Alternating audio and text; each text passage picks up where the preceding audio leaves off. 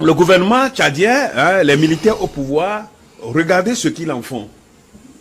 Mais vous ne verrez aucun rapport de l'Occident sur ces genres d'actes que la junte est en train de mener.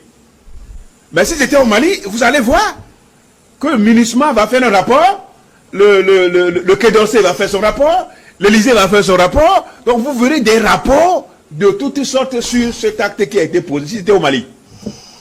Mais au Tchad, vous avez écouté? Au Tchad, est-ce que vous avez écouté? Non, il y a rien. Donc c'est normal. On a eu des informations, bon, pas forcément des rapports, mais... C'est normal. Vous avez écouté le média perroquet, vous les avez écoutés, vous avez écouté ce qu'ils ont dit sur le Tchad. Mais si c'était le Mali, on allait vous dire tout. On allait vous dire tout, raconter tout ce qui s'est passé. Non. Tout ce qui est vrai. Non, si c'est vrai même, c'était bon. Si c'est vrai, ce serait bon. C'est des mensonges, des délations sur le Mali. Mais au Tchad, regardez, on n'a rien dit. Et donc, je crois quand même que Sucé Masra est dans son rôle. Je l'avais déjà dit ici sur le plateau. Que le monsieur ne veut pas aller au dialogue, il ne faut pas qu'on le force.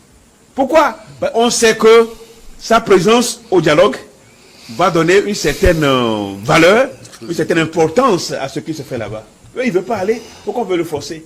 Même les leaders religieux sont à sa porte tous les jours. On veut qu'il participe. Mais le monsieur, il dit... Et ça, c'est bien fait, c'est bien fait. Il ne veut pas partir. Il ne veut pas participer. Donc on le laisse. Tu laisses aussi les gens faire le dialogue. Ces manifestations... Est-ce qu'il est allé bloquer l'entrée de la salle? Moi, c'est des deux lieux opposés. Il y a la salle du dialogue, et puis il est en train de faire sa manifestation. Qu'on le laisse faire sa manifestation, ce serait mieux. Ce qu'on a encore créé, je crois quand même que c'est une manière, de porter atteinte à la liberté d'expression que les gens réclament au Tchad. Donc, c'est aussi un acte isolé de ces forces de sécurité, de ce régime qui a encore fait déverser les gendarmes un peu partout, jusqu'à aller faire blocus au siège du parti de Sucé Masra. Alors, 84 personnes, jeunes surtout, ont été arrêtés, des jeunes du parti Les Transformateurs de Sucé Masra, qui ont été après relâchés. Credo Tété, l'information est confirmée. C'est un pas qui est posé vers la réconciliation. Même question à vous. Non, mais je dirais que c'est la somme de pas. Parce que l'état de siège même de son parti a été levé, donc c'est déjà le premier pas. Et le second pas, c'est la relaxe de ces personnes, de ces jeunes qui ont été interpellés au cours des manifestations dernières. Donc là, le pouvoir en place va dire que c'est la marque d'une bonne volonté de... bonne volonté en quoi faisant ce qu'ils ont créé eux-mêmes. Ils ont créé ça eux-mêmes. Pour se donner une certaine solution. Ouais, les jeunes manifestaient aussi. Écoutez, Pasteur Edo, même si la manifestation était permise, on nous a dit que l'itinéraire n'était pas respecté. Et donc, oui, Credo Tété, allez-y. C'est un pays francophone. C'est un pays francophone. C'est un pays francophone, tout comme le Mali.